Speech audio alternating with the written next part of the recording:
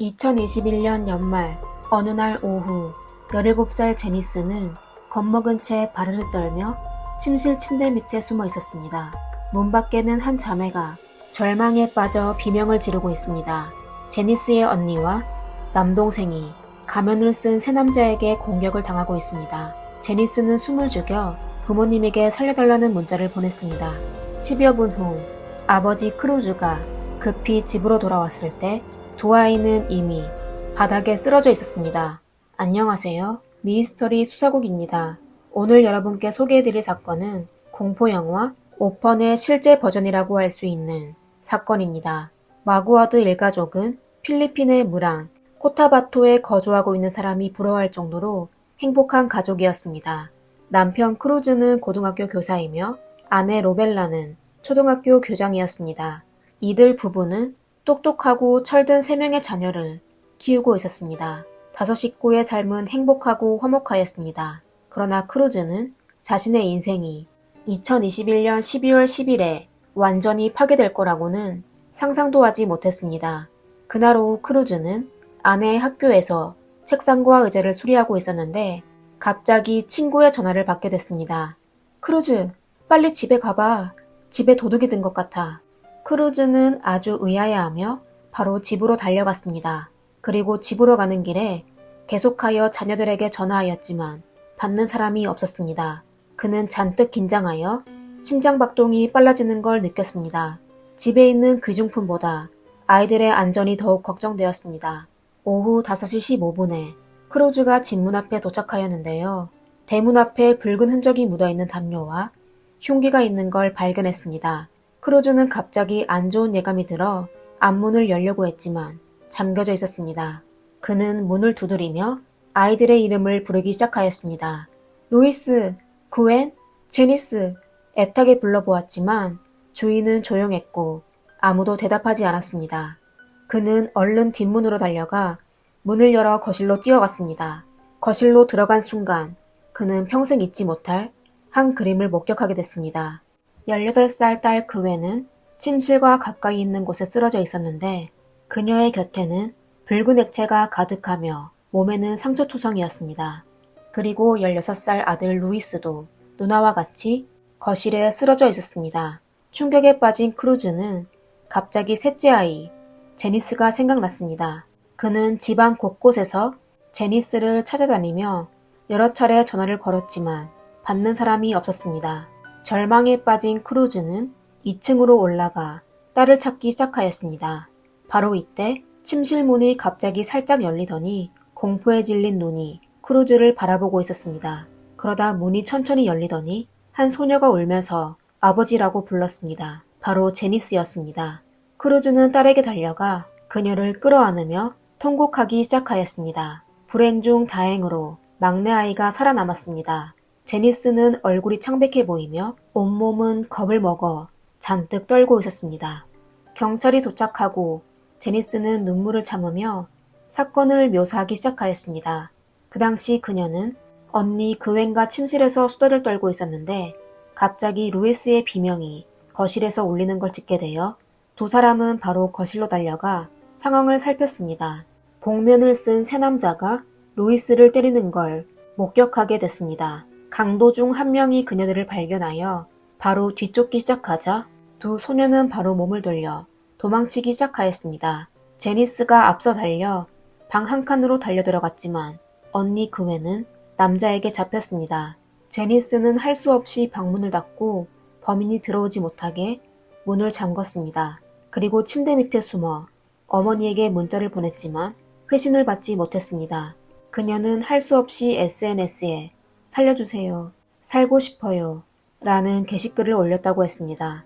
그녀의 진술은 강도가 집에 침입하여 발생한 사건 같았습니다. 경찰이 현장에 도착한 후 현장을 수사하기 시작했습니다. 집안은 아주 어수선하였어요. 거실한 붉은 자국은 이곳저곳에 묻어있고 맥주병이 깨져 유리 조각이 퍼져 있었습니다. 피해자의 근처에는 범행도구로 보이는 야구방망이와 망치, 그리고 날카로운 흉기가 있었습니다. 현장에 파괴된 정도를 보면 여러 사람이 범행을 저지른 것 같았습니다. 하지만 이상한 게 집안의 귀중품은 온전했습니다. 그저 두 피해자의 핸드폰만 없어졌습니다. 실외 수사 중인 한 경찰이 주택 근처의 도랑에서 비닐봉지를 발견하였는데요. 안에는 붉은 흔적이 있는 남성복과 속옷이 있었습니다. 경찰은 범행이 범행을 저지른 후 더러워진 옷을 벗고 깨끗한 옷으로 갈아입은 것으로 추정하였습니다. 이건 범인이 준비를 충분히 했다는 건데요. 일반 강도 사건과 달랐습니다. 크루즈의 아내 로벨라도 문자를 받고 집에 도착하였습니다. 사건 현장을 목격하게 된 그녀는 순식간에 다리에 힘이 빠져 바닥에 쓰러졌습니다. 그녀는 누가 10대의 아이들을 숨지게 했는지 이해가 되지 않았습니다. 경찰은 두 피해자의 몸에서 무수히 많은 상처를 확인했는데요. 흔히 원한 범죄에서 나타나는 피해 패턴이었습니다. 경찰은 집안에서 잃어버린 재산이 없는 거로 보아 사건이 입실 강도 사건이 아니라 징후로 인한 상해 사건으로 판단하였습니다. 하지만 크루즈와 그의 아내는 모두 교육업에 종사하는 사람이고 평상시 사람들에게 친절하여 누군가에게 원한살 행동을 하지 않았습니다. 아내 로벨라는 본인의 형제자매가 그녀의 땅에 욕심을 내어 토지 소유권 문제로 가정 분쟁을 일으킨 적이 있다고 하였습니다. 하지만 경찰은 친족 간 분쟁으로 이 정도로 보복하지는 않을 거라고 추측하였습니다. 로벨라는 마당에서 걸으면서 생각에 잠기게 됐습니다. 그러다 그녀는 현장의 범행 도구인 야구방망이와 망치를 회상하며 본인의 집에 있던 물건이라는 걸 깨닫게 되었습니다. 야구방망이는 아들 루이스의 것인데 항상 그의 침실에 보관됐습니다. 그리고 망치는 세탁실 서랍에 보관해뒀는데 아들도 그 위치를 모르고 있었습니다. 그럼 범인은 어떻게 알게 된 것일까요?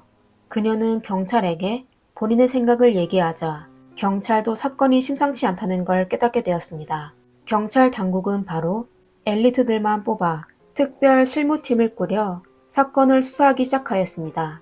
심지어 물랑시 시장과 인근 투로난시 시장은 $5,000, 하나로 약 637만 원의 현상금을 범인을 찾은 사람에게 지불하겠다고 발표하였습니다. 이렇게 하여 크루즈의 자매가 집에서 참변을 당했다는 소식에 국민 전체가 관심을 가졌습니다. 그들에 대한 사건이 SNS에서 퍼지기 시작하였습니다. 사람들의 관심은 유일하게 살아남은 아이에게 쏠리기 시작하였습니다. 그녀가 누구고 그녀에게 어떤 일이 있었는지, 왜 그녀만 살아남았는지 그웬과 제니스는 가족 친구의 모임에서 알게 됐습니다. 그날 세심한 그웬은 어린 두 아이를 돌보고 있는 웃음이 아름다운 어린 유머를 보게 됐습니다. 그웬은 그녀와 나이가 비슷한 것 같아 먼저 그녀에게 말을 걸었습니다. 그리고 두 사람은 얼마 안 돼 금세 친해졌습니다. 소녀는 그웬에게 본인의 이름이 제니스라고 하며 부모는 그녀가 아주 어렸을 때 돌아가시고 고아가 되어 가끔 아르바이트를 하며 복지 혜택으로 살아왔다고 하였습니다. 그리고 행복한 어린 시절을 보냈던 그웬과 루이스가 부럽다고 하였습니다. 또 본인의 미래에 대해 걱정하기도 하였는데요. 곧 18살이 되어 미성년자에 대한 구조조치가 중단되면 본인이 어떻게 해야 할지 모르며 또 가사도우미 일이 끝나게 되면 노숙자가 될 거라고 하였습니다. 그 외에는 제니스의 비참한 처지를 듣고 그녀를 매우 동정하게 됐습니다. 그리고 두 소녀의 우정은 접촉할수록 강해졌습니다. 그 외에는 제니스에게 가정의 따뜻함을 알려주고 싶어 부모님에게 제니스를 입양하자고 제안하였습니다. 딸의 갑작스러운 요구에 크루즈 부부는 당황해하며 거부했었습니다. 두 부부가 평상시 좋은 일을 해왔지만 곧 성인이 될 소녀를 입양하는 것은 다소 부적절하다고 생각해서였죠. 하지만 그웬이 고집을 부릴 줄은 몰랐습니다. 아들 루이스도 누나를 도와 힘을 보탰으며 심지어 본인의 침실을 제니스에게 양보하고 본인은 소파에서 자겠다고 하였습니다. 크루즈 부부는 자식들의 선한 마음을 실망시키지 않으려고 결국 제니스를 입양하기로 하였습니다. 이렇게 4인 가족은 5인 가족이 되었습니다. 제니스가 그들의 가족이 되고 활발한 성격과 부지런함으로 그들에게 즐거움을 더해 주었습니다. 그녀는 그웬과 루이스와도 사이좋게 지냈는데요. 특히 그웬은 그녀를 친동생처럼 여겼습니다. 크루즈와 아내도 진심으로 그녀를 받아들이기 시작하였습니다. 하지만 새로운 가족을 맞이하는 것도 항상 순조로운 게 아니었습니다. 어느 날 크루즈는 자신이 저금통에 둔 $200, 하나로 약 26만 원이 갑자기 사라진 것을 발견하였습니다. 그의 아내와 아이들에게 돈을 본 적이 있냐고 물어봤고 또 집안 구석구석을 샅샅이 뒤졌지만 여전히 현금을 찾지 못했습니다. 항상 검소한 크루즈는 다시 소파 쿠션, 매트리스와 카펫, 그리고 옷장을 뒤지기 시작하였습니다.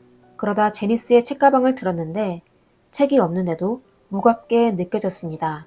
크루즈는 책가방 안을 살펴봤는데요.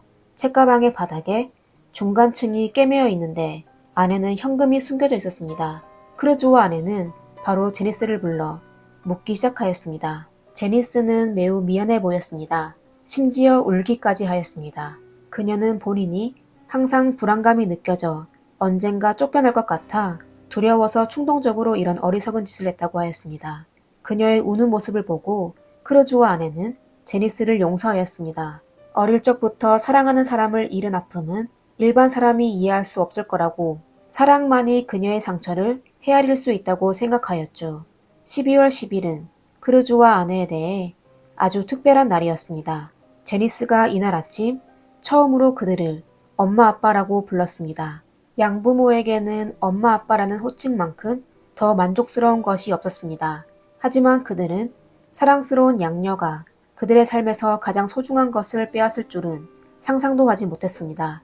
크루즈는 범행 당일에 제니스를 찾았던 장면을 다시 회상하였습니다. 그는 겁먹은 제니스를 품 안에 꼭 끌어안아 달렸는데요. 그 당시 그녀의 머리는 젖어 있었습니다. 그리고 경찰을 기다리고 있을 때 그녀에게 왜 전화를 받지 않았냐고 물었습니다. 제니스는 본인이 너무 무서워서 뜨거운 물로 샤워하느라 전화를 받지 못했다고 하였습니다. 이에 크루즈는 의아해했지만 깊게 생각하지 않았습니다. 지금 생각해보면 확실히 많이 수상하였습니다.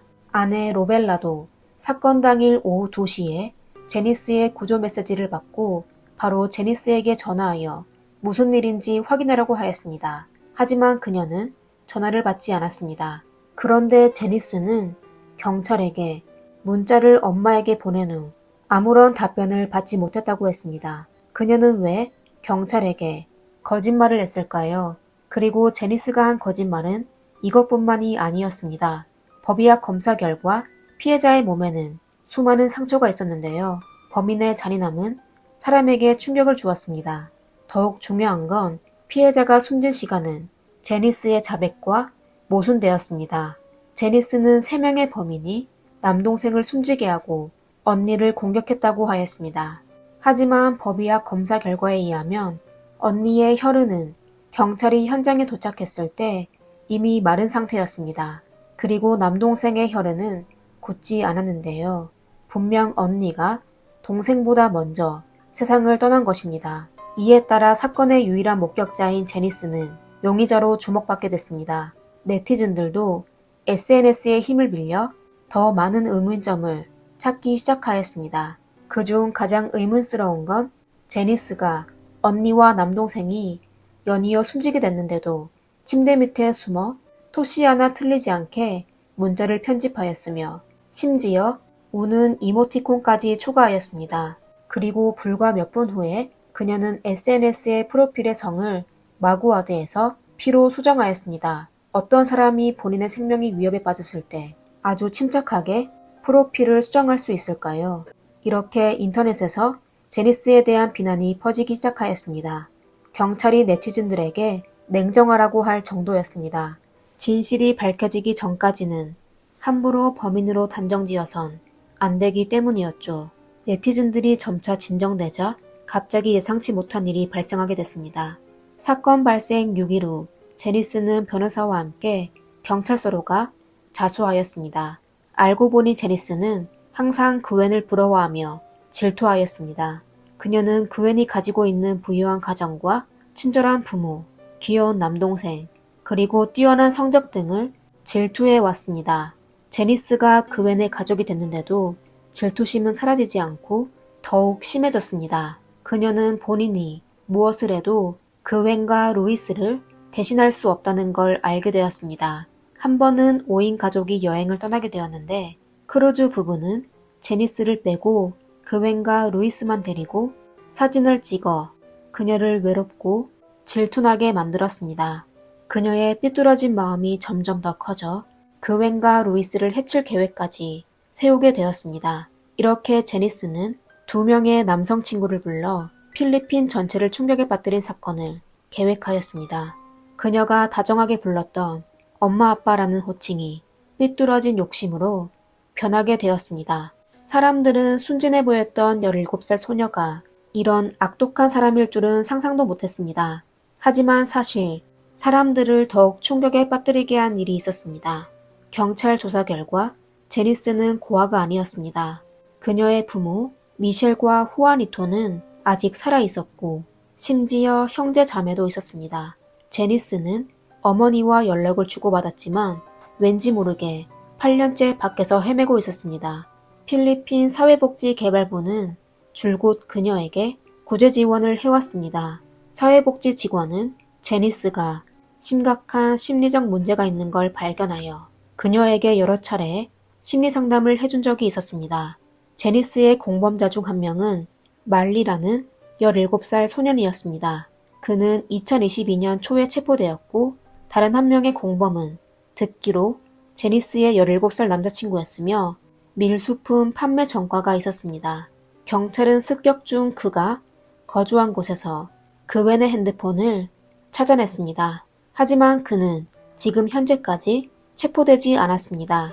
2022년 5월에 카바칸 지방법원의 재판에 따르면 제니스는 18년에서 32년의 형을 선고받았고 그녀의 공범 말리는 21년에서 37년의 형을 선고받았습니다.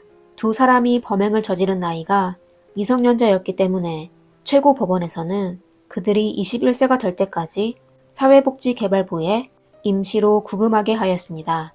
현재 두 사람은 각각 말랑과 키다파완의 사회복지개발부에 감금되었습니다. 사람들은 선을 한 가지의 보약으로 영혼의 상처를 헤아릴 수 있다고 하지만 때때로 선한 마음으로 다른 사람을 치료할 때 본인을 다치게 할 수도 있습니다. 은혜를 원한으로 갚는 일들이 계속 일어나고 있습니다. 여러분은 오늘의 이야기를 듣고 살고 있는 이 사회에 은혜를 베풀 용기가 아직 남아 있으신가요? 오늘의 영상은 여기까지입니다. 재미있게 보셨다면 좋아요와 구독 부탁드리겠습니다. 미스터리 수사국입니다. 감사합니다.